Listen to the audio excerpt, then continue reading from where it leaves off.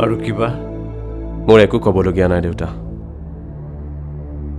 মোৰ এটাই অনুৰোধ, মোক ক্ষমা কৰি দিব। তই অন্যায় মোৰ লগত কৰা নাই। যিগৰাকীৰ লগত কৰিছ তেওঁৰ ওচৰত ক্ষমা বিচাৰ।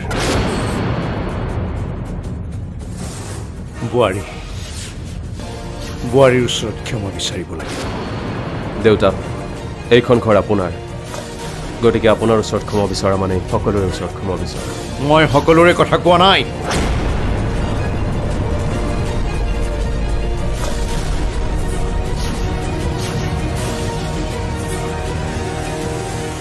মই কেৱল বোৱাৰীৰ কথা কৈছো। অগ্নিক সাক্ষী কৰি বিয়া কৰোৱাৰ পিছত আন এগৰাকী ছোৱালীৰ লগত অবৈধ প্ৰেমৰ সম্পৰ্ক ৰক্ষা কৰাটোৱে হৈছে বোৱাৰীৰ প্ৰতি অন্যায়। বিয়াৰ এমাহ নহওঁতেই বোৱাৰীক ঘৰত অকলে এৰি ঘৰ এৰি যোৱাৰ অৰ্থ হৈছে তাইৰ প্ৰতি কৰা অন্যায়। গতিকে তই ক্ষমা বিচাৰিব লাগিব বোৱাৰীৰ ওচৰত। ঠিক আছে দেউতা, সেইটোৱে হ'ব। মই ক্ষমা বিচাৰিম। আৰু এটা কথা, ইয়াৰ পিছত যদি এনেকুৱা হয় মই কিন্তু কঠোৰ সিদ্ধান্ত ল'বলৈ বাধ্য হ'ম।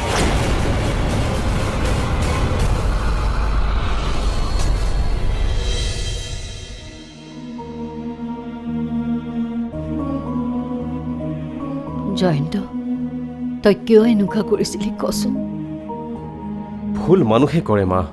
যিহেতু মই ক্ষমা খুজিম বুলি কৈছোৱে, তাৰপিছতো একেটা কথাকে কৈ মোক কিয় দুখ দি আছা? এতিয়া মোৰ এটাই ইচ্ছা, দেউতাৰ লগতে তোমাকো সুখী কৰি ৰখা আৰু নিজৰ আকৌ। আৰু মন দি ব্যৱসায় কৰা। দেউতাক ক'বা কাইলৈৰ পৰা মই নিয়মীয়াকৈ ৰাতিপুৱাই অফিচলৈ যাম।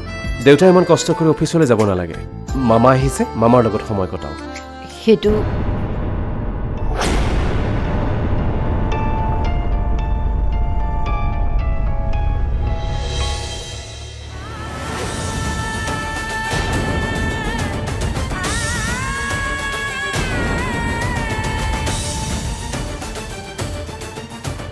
মোক তুমি ক্ষমা কৰি দিবা নিজৰ।